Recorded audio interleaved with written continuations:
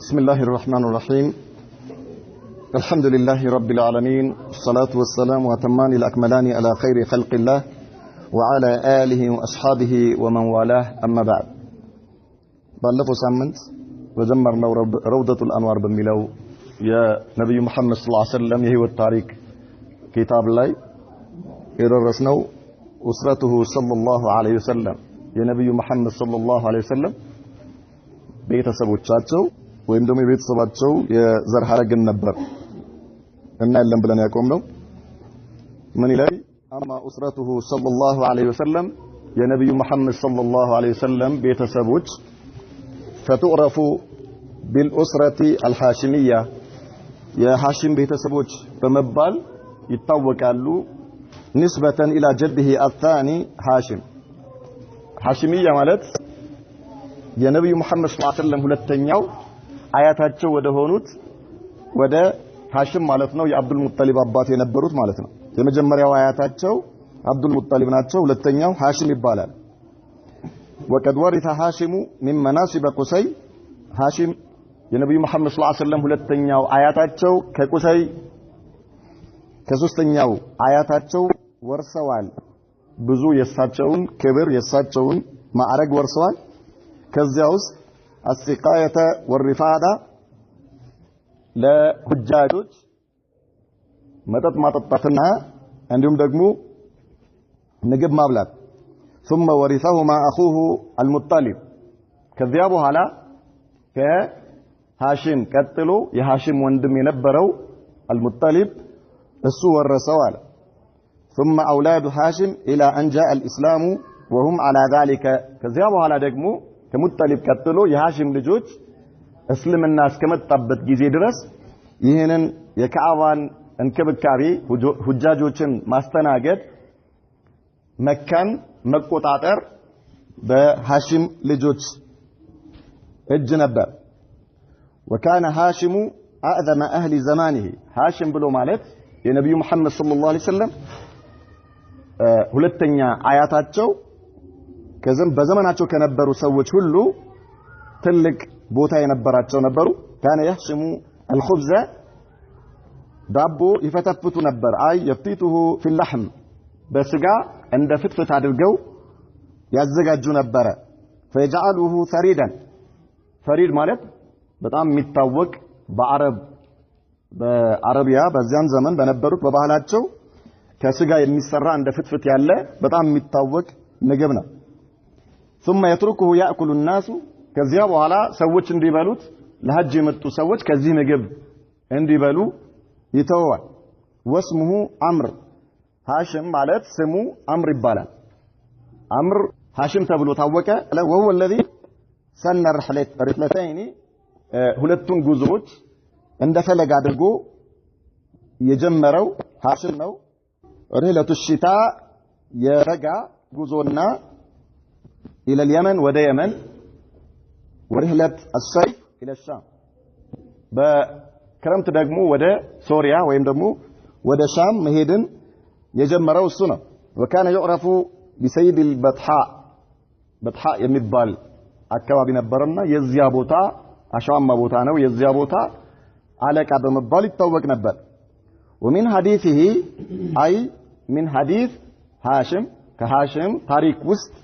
أنه مر بيثرب ወደ ሻም በሚያደርገው ጉዞ ላይ የثرب ማለት መዲና ማለት ነው። የመዲና የመጀመሪያ ስም የثرب ይባላል። በመዲና በኩል አለፈ። وهو في طريق تجارته الى الشام ወደ ሶሪያ ለንግድ እየሄደ ባለበት ሁኔታ ላይ መዲና ገባ። فتزوج سلمى بنت عمرو من بني عدي ابن نجار ከዚያ መዲና ላይ ሃሽም ሰልማ የምትባል ሴት بنت عمرو من بني عدي ابن نجار يعني ከነጃር ጎሳ የሆነች የአድይ ልጅ የነበረው የአምር ሴት ልጁ ሰልማ የምትባል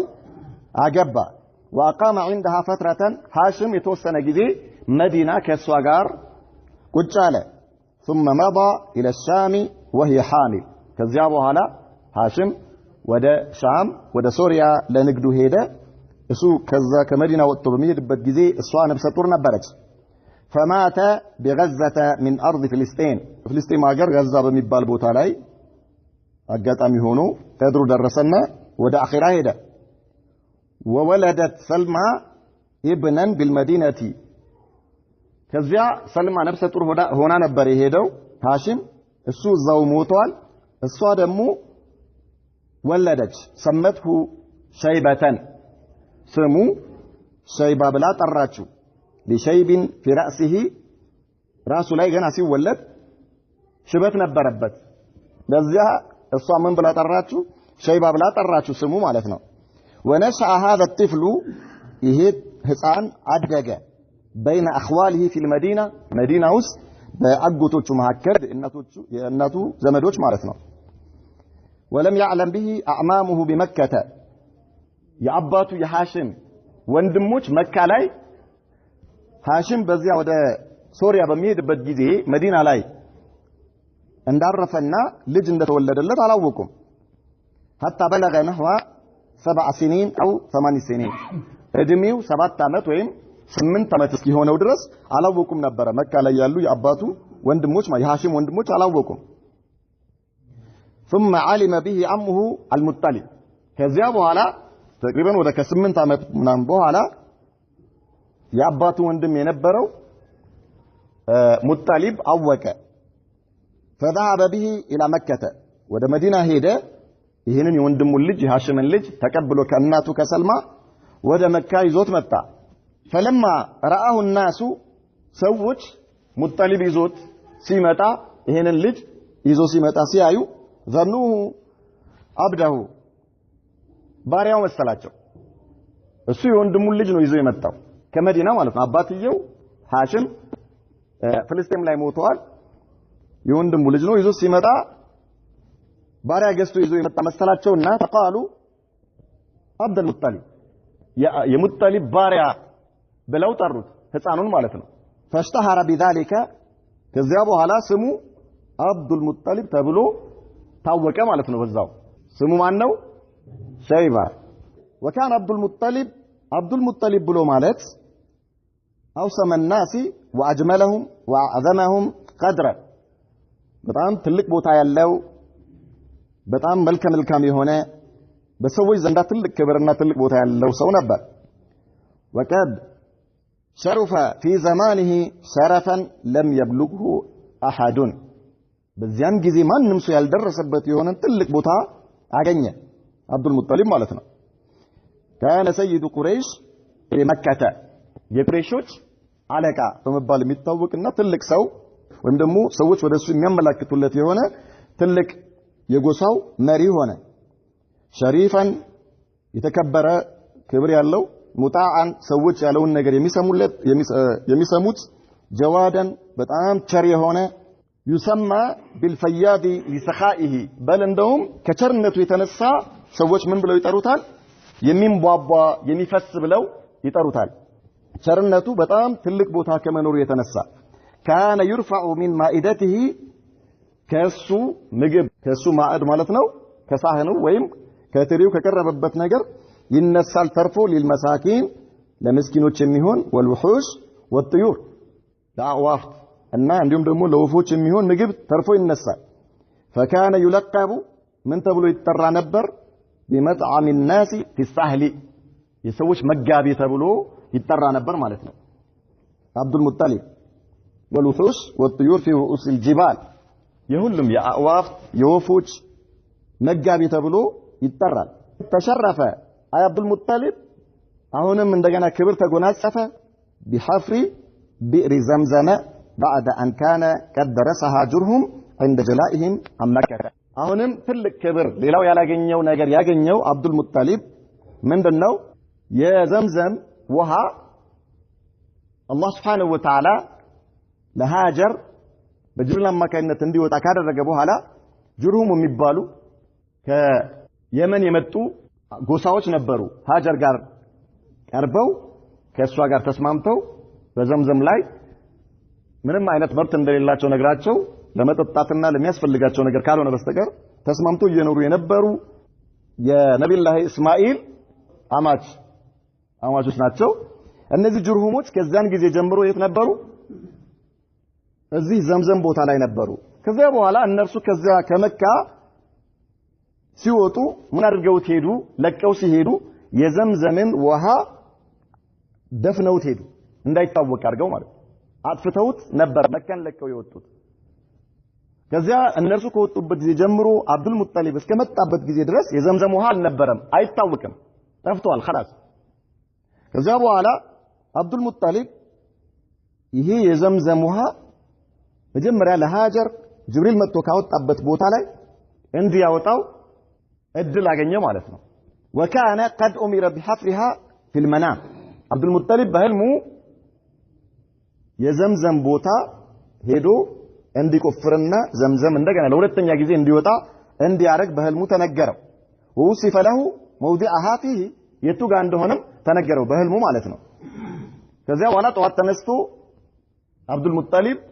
የዘምዘምን ጉድጓድ በህልሙ ያየው ቦታ ላይ ሄዶ ሲቆፍር ዘምዘም ከእንደገና ወጣ ማለት ነው አሁን የዘምዘም ውሃ ሲወጣ ምን ተፈጠረ ቁረይሾች አብዱል ሙጠሊብን ተቀናቀኑት ማለት وفي عهده اي في عهد عبد المطلب بعبد المطلب زمن وقعت حادثة الفيل ስለዝሆን ይሄ የዝሆን ታሪክ ማለት ነው ተከሰተ ይሄ የዝሆን ታሪክ ምንድነው جاء ابرهة الاشرف አፍንጫው ጎራዳ የሆነ አብርሃ የተባለ ንጉስ የሀበሻ ንጉስ የመን ላይ እሱን እንደ ክልል መንግስት አድርጎ የሾመው ነበር ይሄ ሰው ወዴት ይመጣል ወደ መካ من اليمن ከየመን ب60000 جندي من الاحباش 60000 ሰራዊት ይዞ መካን ሊያፈርስ ማለት ነው ካዕባን ሊያፈርስ ለምንድነው ካዕባን ሊያፈርስ የመጣው ከተባለ ይሄ ሰውዬ የሀበሻውን ንጉስ ለማስደሰት መዲና የመን ላይ ምን ያደርጋል ታይቶ የማይታወቅ የሆነ በጣም ልዩ የሆነ ቤተክርስቲያን ይሰራል ከኒሳ ከዛ ወደ ሀበሻው ንጉስ ይጽፋል ከዚህ በፊት በአረቢያ ግዛት ላይ ተሰርቶ የማይታወቅ የሆነ አንተም የማታውቀው አይነት ቤተክርስቲያን ሰርቼልሃለሁ ላንተ ስራዬ የሚያቆመው መቼ ነው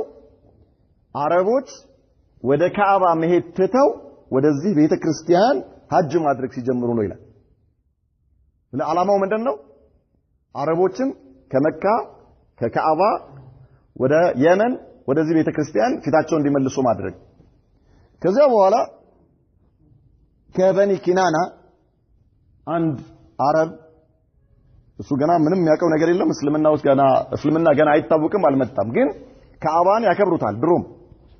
ያኒ የካዕባ ፍቅር አላቸው ሐጅ ያደርጋሉ በራሳቸው ማለት ነው በራሳቸው ስርዓት እንዴት ይሄ ሰውዬ የኛን ክብር ሊነካ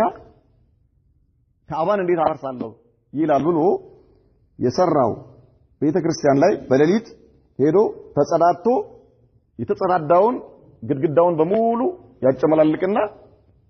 ተደብቆ ይወጣል ሲመጡ ጠዋት ወርቅ ያሸበረቀው ቤተክርስቲያናቸው በአይነ ምድር ተጨመላልቀዋል ማን ነው የሰራው ሲል ይሄ ነገር ማን ያደረገው የዚህ የካዕባ ቤተሰብ ከሆኑት አረቦች ውስጥ አንዱ ያንተ ንግግር አስቆጥቶት ነው ይሄን ያደረገው አሉት ነው አው እሺ በጣም ቆንጆ ይሄ ከሆነ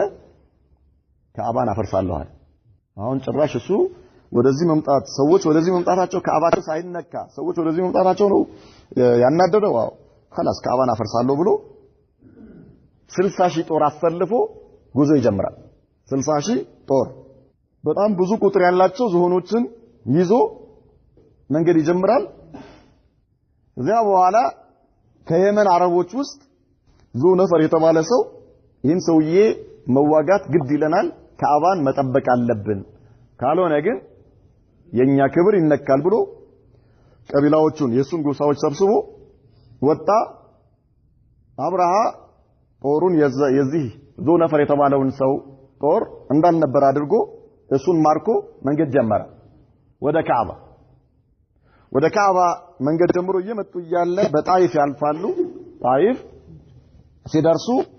መስዑድ ኢብኑ ሙአጥል የተባለ ሰው ያገኛል የሰቂፍ ይባላሉ ጣይፍ የነበሩ ጎሳዎች ይሄ ሰው ይወጣና አንተ ሰው እኛ ካንተ ጋር ምንም ችግር የለብንም የምትለውንም ነገር እንሰማለን ብቻ የኛን ጣዖት እንዳትነካብን ከፈለክ እንደውም መንገድ የሚያሳየህ ሰው ካንተ ጋር እንልካለን ይላል አህሰንት ማሻአላህ ይሄ ቆንጆ ነው ይልና خلاص እሺ እናንተ እኔ አልነካባችሁም የእናንተን ጣዖት አልነካም ስጠኝ ይላል አቡ ሪቃል የተባለ ሰው መንገድ እንዲያሳየው ወደ ካዕባ ይሰጠውና ከሱ ጋር ይልዋል ከአቡ ሪቃል ጋር ይመጣል ይሄ ጦር ማለት ነው መንገድ እያሳየ መካ ሊገባ የተወሰነ በመካና በሙዝደሊፋ መካከል ነው ይላሉ እዛ ላይ ሲደርስ እዛ ያርፋል ማን አብርሃ ማለት ነው ጦሩን ይዞ አቡ ሪቃል እየመራው ከዛ በኋላ የአላህ ስራ ይሆንና አቡ ሪቃል እዚህ ቦታ ላይ ያርፋል ይሞታል መካ ሳይደርስ ማለት ነው ሞተ ከዛ አብርሃ ይቀርባል ወደ መካ ቀረበና ከመቅረቡ በፊት አንድ ሰው ይልካል ወደ መካ ሐናጣ የተባለ ሰው ወደ መካ ይልካል ሂድና ከመካ ሰዎች ውስጥ ትልቅ ሰው ማን እንደሆነ ማለት መካ ላይ ተሰሚነት ያለው ሰው ሰዎች የሚሰሙት ጎሳው የሚሰማው ሰው ማን እንደሆነ ጠይቅና ሄደህ አነጋግረው እኔ የመጣሁት እናንተን ልዋጋ አይደለም ከናንተ ጋር እኔ ምንም ጉዳይ የለኝም ካዕባን ላፈርስ ነው የመጣሁት ከተዋችሁኝ ካዕባን አፍርሼ እመለሳለሁ ካልሆነ ግን እዋጋቸዋለሁ ይላቸዋል ብሎ ይልካል ከዛ ሐናጣ ሄድና መካ ላይ ሲጠይቅ ማን ነው የመካ ዋናው ትልቁ ሰው ማን ነው ሲል አብዱል ሙጠሊብ አሉ አብዱል ሙጠሊብ ጋር ሄዶ መልእክቱን አደረሰ ነው አረኛ እንዋጋውም ችግር የለም ማን አብዱል ሙጠሊብ ምን ብሎት ነበር እንደማይዋጉኝ ከገለጹልህ ያን የመካ ሰዎች ዋና አለቃ የሆነውን ሰው ይዘህልኝና ብሎታል ከዛ በኋላ በቃ ንጉሳችን ይፈልጋል ብሎ አብዱል ሙጠሊብን ይዞት ሄደ በአስተርጓሚ ጠየቀው ምንድነው የምትፈልገው አለው ገና ሲመጣ አብዱል ሙጠሊብን ሲያየው አብርሃ ደነገጠ አብዱል ሙጠሊብ አቋሙ ሁሉ ነገሩ በጣም የሚያስፈራ ኃይል ያለው ሰው ነው እዛ በኋላ ምን ላድርገው አለ እሱ ያው በጦር ተከቦ ነው ያለው ሰገነት አለ የሚቀመጥበት ምንድነው ዙፋን አለው ዙፋኑ በዝሆን ተጭኖለት ነው የሚሄደው የሚያርፍበት ቦታ ላይ በሱ ነው የሚቀመጠው አሁን ዙፋኑ ላይ ቁጭ ብሎ መጣ አብዱል ሙጠሊብ ሲያየው ደነገጠ ከዛ ተነስቶ ዙፋኑ ላይ ሊያስቀምጠው የሱ ተከታዮች እንዴት በሱ ቦታ ላይ ይሄን ሰው ያስቀምጣል ይሉኛል ብሎ ፈራ መሬትም ደግሞ ካስቀመጠው የሱን ክብር ነካለው ብሎ ፈራ የአብዱል ሙጠሊብ ስለዚህ አሁን ጥያቄው የዙፋኑ አይደለ ዙፋኑ ለብቻው ይቀመጣልና ወረደና መሬት ላይ ከሱ ጋር አብሮ ቁጭ አለ አብርሃ ማለት ነው አብዱል ሙጠሊብ ጋር ከዛ በአስተርጓሚው አማካይነት ምንድነው የምትፈልገው አለ እየመጡ እያሉ ብዙ ገንዘብ ንብረት ሰብስበዋል ከዛ ውስጥ 200 የአብዱል ሙጠሊብ ገመሎች ተወስደዋል 200 ግመል ወስደህብኛልና እነሱን መልስልኝ አለው አስተግፍሩላህ አልዓዚም አኺ አንተ መጀመሪያ ሳይህ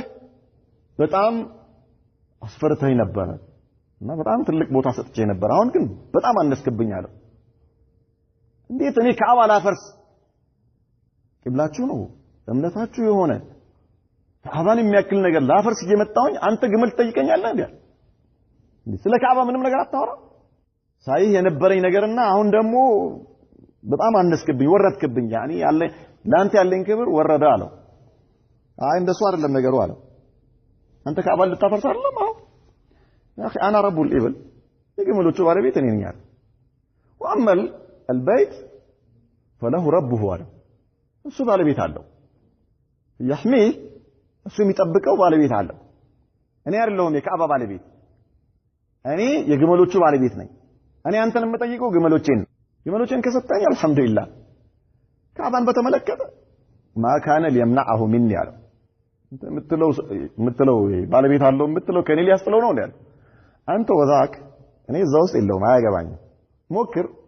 ተያዩ ከሱ ጋር እኔ አያገባኝም ማለት እኔ ይሄ የኔ እንትን አይደለም እሱ ይችላል አይችልህም ምን ያ እዛው የምታየው ነገር ነው አንተ ወዛክ እሱ ያንተ ጉዳይ ነው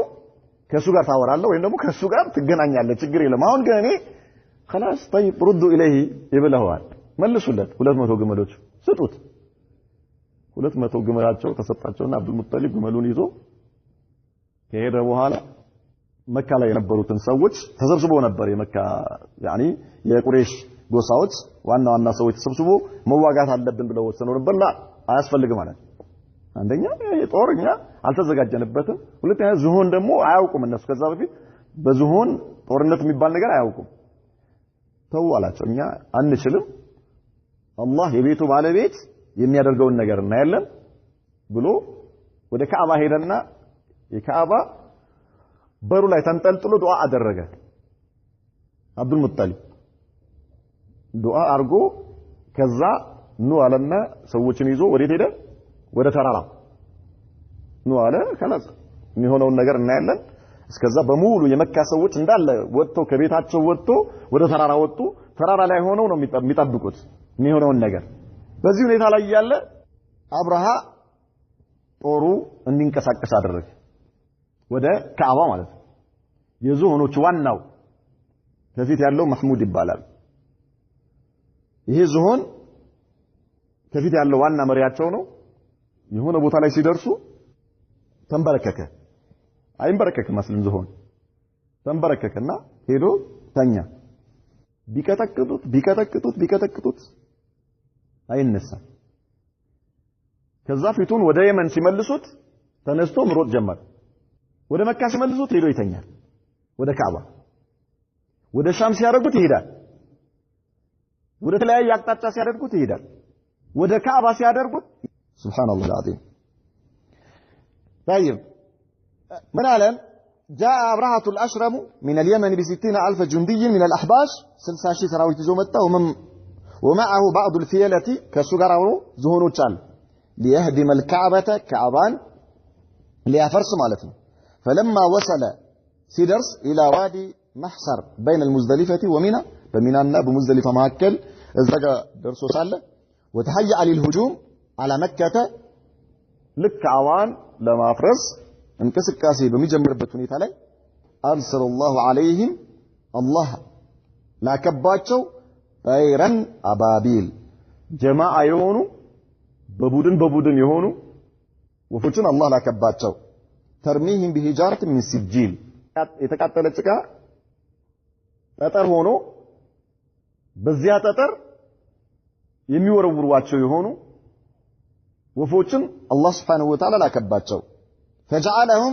كأسف مأكول እቺ ጠጠር አላህ Subhanahu Wa Ta'ala ልኳቸው ይዘውት የመጡት ጠጠር በአንድ ሰው ላይ ልክ ሲወድቅ ምን ይሆናል ፍሬው የተወሰደበት ገለባ ሲወቃ አይታችኋል ሲወቃ አይታችሁ ከሆነ ፍሬው ሲወሰድበት ገለባው ምን ይሆናል ጭድ ነው ይሆናል ከአስፍ ማእኩል ማለት ቅጠሉ የተወሰደበት ፍሬው የተወሰደበት ገለባ ማለት ነው የተረጋገጠ የተሰባበረ ምንም አይታወቅም ሰውየው ልክ እቺ ጠጠር ሄዳ እሱ ላይ ስታርፍ ሁለመናው ይጠፋል ሁለመናው ጠፍቶ ሌላ ነገር ነው ወደ ሌላ ነገር ነው የሚቀየረው ማለት ነው خلاص የሆነ ሱብሃንአላህ العظيم ቀልጦ የሆነ ነገር ይሆናል ማለት ነው ልክ እንደ ገለባ ቅርጹ ምንም ነገር ይጠፋና ሰው መምሰሉ ጠፍቶ ወደ ገለባነት እንዲቀየር አላህ Subhanahu Wa Ta'ala አደረጋቸው وكان ذلك قبل مولود النبي صلى الله عليه وسلم بأقل من شهرين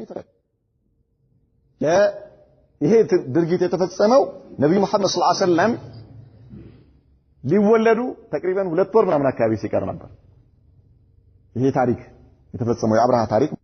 اما والده ማለት አይ والد النبي صلى الله عليه وسلم عبد الله ነው የአብዱል ሙጠሊብ ልጅ ማለት ነው فكان احسن اولاد عبد المطلب عبد المطلب ልጆች በጣም የሚያምርና ተወዳጅ የነበረው እሱ ነበር وعطفهم يعني ክብር የተሞላው የሆነው ማለት ነው واحبهم اليه በጣም የሚወደድ ወደ አብዱል ሙጠሊብ ከሁሉም ልጆቹ የበለጠ የሚወደደው እሱ ነበር وهو الذبيح የሚባለው ሊታረድ የተነየተው የነበረው እሱ ነበር ማለት አብዱላህ የነብዩ መሐመድ ሰለላሁ ዐለይሂ ወሰለም አባት ከሚታረዱት ነበር ማለት እንዲታረድ ከተወሰነበት ልጅ እሱ ነበር ማለት የተወሰነበት وذلك ان عبد المطلب لما حفر بئر زمزم يزمزم ጉድጓድ በቆፈረ ጊዜ وبدت آثارها بكسيل زمزم نازعته قريشوش من አደረጉት ተቃረኑት فنذر لئن أعطاه الله 10 أبناء 10 ወንድ ልጅ አላህ ከሰጠው وبلغوا أن يمنعوه كطلات ሊከላከሉለት ከደረሱ ليذبحن أحدهم አንዱን አርደዋለሁ ብሎ ምን አደረገ ስለገባ ማለት አብዱል ሙጠሊብ فلما تم له ذلك الله 10 ልጆች ሰጠው ማን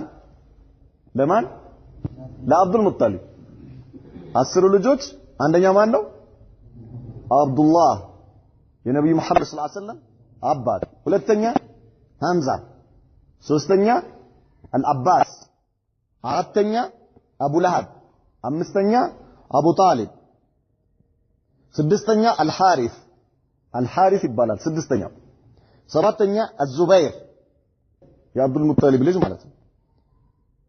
ስምንተኛ ገይዳ ይባላል አልገይዳ ዘጠነኛው ልጁ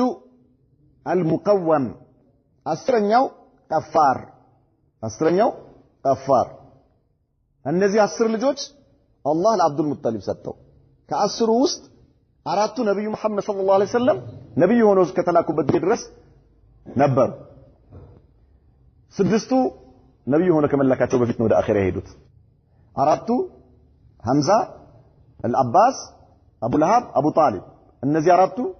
ነብዩ መሐመድ ሰለላሁ ዐለይሂ ወሰለም ነብዩ ሆነው ሲላኩ ነበሩ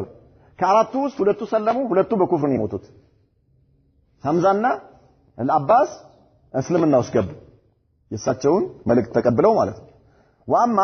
አቡ ለሃብ ወአቡ ጣሊብ በምንድን ነው የሞቱት በኩፍር ሞቱ ማለት ነው ከዚያ ምን አደረገ فلما تم له ذلك ይሄ ነገር ሲሞላለት 10 ልጅ አላህ ከሰጠው አቅራአ በይነ አውላዲሂ አሁን ያ እኔ ቃሌን ማፍረስ የለብኝም ብሎ አብዱል ሙጠሊብ ምን አደረገ አንዱን ልጅ ማረድ አለበት የግድ ምክንያቱም ሊያርድ ቃል ገብቷል ማንን ይራድ ልጆቹ ናቸው ሁሉም 10ሩም ልጆቹ ናቸው እንዴት ብሎ ነው ከሌን በምንድን ነው የሚያርደው ምን ማድረግ አለበት እጣ ወጣ በልጆቹ ከ10ሩ ውስጥ ማንን ማረድ እንዳለበት ከ10ሩም በጣም እሱ ዘንድ ተወዳጁ ማን ነው አብዱላህ የአይኑ ማረፊያ የልቡ ማረፊያ የሆነው አብዱላህ ነው የማን አባት የነብዩ መሐመድ ሰለላሁ ዐለይሂ ወሰለም አባት እጣ ሲያወጣ አብዱላህ ላይ ወጣ ላ ኢላሃ ኢላላህ يفعل ما يشاء ከዛ ምን ያደርግ ምንም ማድረግ አይችልም ይዞት አብዱላህን ሊያርደው ወደ ካዕባ ይዞት ሄደ ሊያርደው አብዱል ሙጠሊብ ቃሉን ሊሞላ ስለቱን የማይቻልም ብሎ እንዳለ ቁረይሾች ተሰበሰቡ አይደረግም አሉ አይታረድም በምንም ተአምር አይታረድም فمنعته قريش ኧረ አይቻልም አሉ አይታረድም ولا سيما اخوانه واخواله ወንድሞቹና የአብዱል ሙጠሊብ አጎቶቹ ማለት ነው ከለከሉት አይቻልም አታርደውም አብደላህን አታርድ ታዲያ ምን ላርግ እንዴት ቃሌን ላፈርስ አይ አታፈርስም ስለዚህ ምን ይሁን በዚያን ጊዜ አንድ ሰው ከሞተ ሰው ከገደለ 10 ግመል ነው ደሙ የአንድ ሰው ደም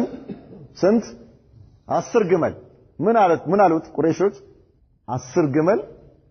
በሱ ቦታ አረዳሉት አይ እንደዛማ አላረግም ስለዚህ ምን ማድረግ አለብኝ አለ በአብደላህና በ10 ግመል ምን አወጣ እጣ ዝም ብዬ ማረድ አይቻልም 10 ግመል ዝም ብሎ ማለት እኔ ልጅ ነው ያልኩት አላህን ልጄን አርዳለሁ ነው እንጂ ያልኩት 10 ግመል አርዳለሁ አይደለም ቁረይሾች ምንድነው የአንድ ሰው ደም 10 ግመል ስለሆነ خلاص በሱ ፊዳ አርገው ለሱ 10 ረድ 10 ግመል እኛ እንሰጣለን ችግር የለም አብዱላህ ብቻ ይዳር አራ አይቻልም ማለትና ምን አደረገ 10 ግመል አንድ ቦታ አብዱላህ አንድ ቦታ እጣ ሲወጣ አብዱላህ ላይ ወጣ አላሁ አክበር በእነሱ ጊዜ ያው ይሄንን ራሱ ሄዶ ምን ለማድረግ እንዳለበት ጠንቋይ ጠይቀ ይላሉ አንዳንድ የታሪክ ጥቅሶች ጠንቋይ ያላቸው ሲጠይቅ በ10 ግመልና በሱ እጣ አውጣ ብሎት ነው ሲያወጣ የለም 20 ግመል አደረገው እጣ ሲወጣ አብዱላህ ላይ ወጣ 30 ግመል እጣ ወጣ አብዱላህ ላይ ወጣ 40 ግመል አብዱላህ ላይ ላ ኢላሃ ኢላላህ እያለ ቁረይሾች በምንም ተአምር አይታረድም እስከፈለገው ድረስ ይሄድ አውጣሉት 10 እየጨመረ ማለት ነው እስከ 100 ግመል ድረስ ሄደ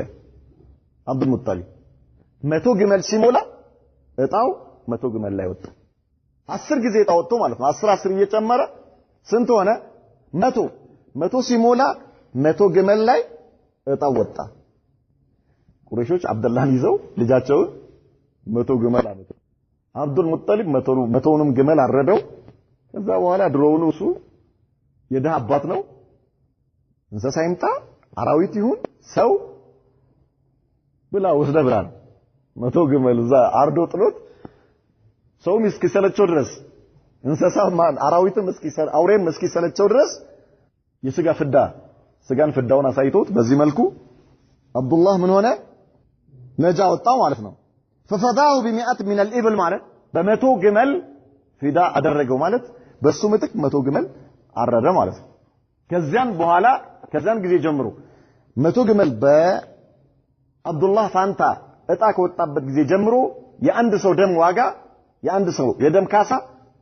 ከ10 ግመል ወደ 100 ግመል ተሸጋገረ በዚህ ሁኔታ ነብዩ መሐመድ ሰለላሁ ዐለይሂ ወሰለም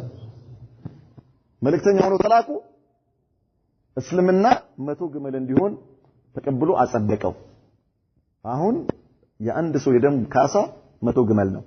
የአንድ ሰው የደም ካሳ ወደ ምን ከተቀየረ ወደ ገንዘብ ከተቀየረ ማለት ነው አስሉ የገደለ ሰው ይገደላል ነገር ግን ወልዮቹ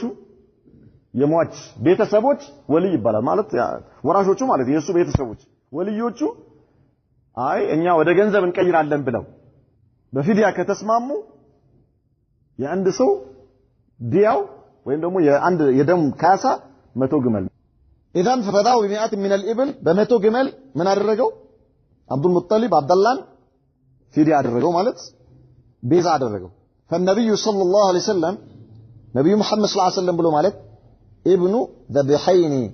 የሁለት የሚታረዱ የነበሩ ሰዎች ልጅ ናቸው የሁለት የሚታረዱ የነበሩ ሰዎች አንደኛ እስማኤል አለይሂ ሰላም የመጀመሪያው እስማኤል ናቸው ነብዩላህ ኢብራሂም ልጅን ረተባሉ ሊያርዱት ሲሉ አላህ ፈፈዳይናሁ ايش بذبح عظيم ልክ ሊያርዷቸው ሲሉ አላህ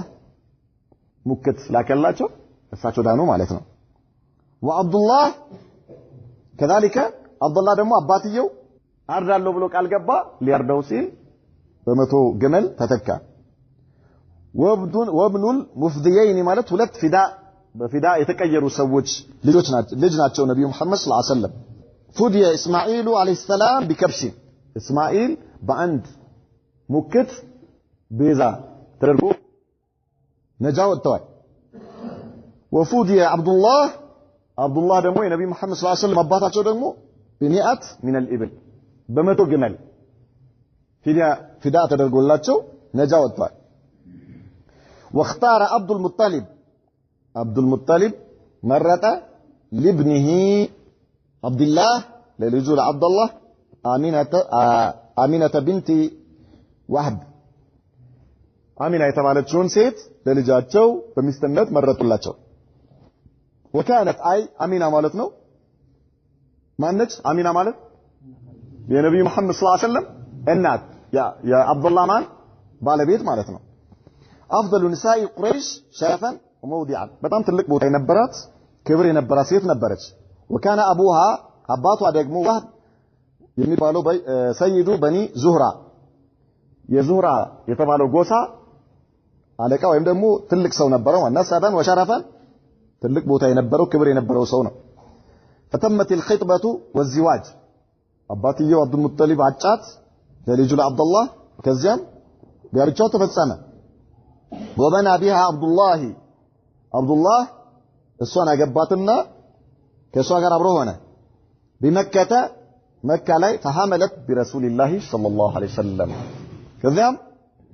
ነብዩ መሐመድ صلى الله عليه وسلم ጸነሰች አሚና ማለት ነው فبعد فترة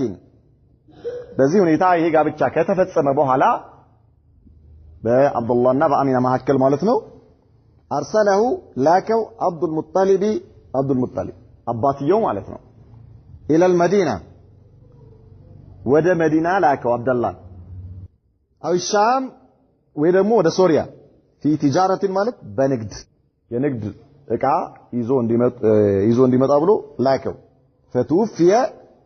بالمدينة መዲና ላይ ሞተ አብዱላህ ማለት የነብዩ መሐመድ ሰለላሁ ዐለይሂ ወሰለም አባታቸው ማለት ነው راجعا من الشام ከሻም እየተመለሰ ባለበት ሁኔታ ላይ ودفن في دار نابغة الذباني የተባለ ቦታ ላይ ተቀበሩ ወይም ደግሞ ተቀበረ አብዱላህ وذلك ይሄ የሆነው قبل ولادته صلى الله عليه وسلم على الأصح ይሄም ነብዩ መሐመድ ሰለላሁ ዐለይሂ ወሰለም ከመወለዳቸው በፊት ነበረ አባትዮ አብዱላህ በሞት ወደ አኺራ ሄደው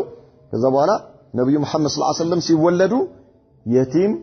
ሆነው ነው የተወለዱት አባት አልባ ሆነው ነው የተወለዱት المولد ማለት የነብዩ መሐመድ ሰለላሁ ዐለይሂ ወሰለም ውልደታቸው ይላል نكتفي بهذا إن شاء الله بزي لنا قمنا الله تعالى نجم كتلالن هذا وصلى الله وسلم وبارك على نبينا محمد وعلى آله صحبه وسلم